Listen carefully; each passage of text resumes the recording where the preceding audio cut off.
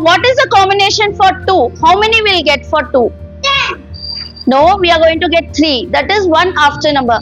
Exactly for 10, we are going to use different combinations, like we have to start from 0 and next the 10 number which we are going to do the combination.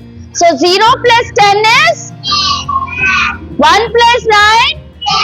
Can you see I am writing after number here and I am writing backward number here. So we are going to start from 0, then 2 plus 8,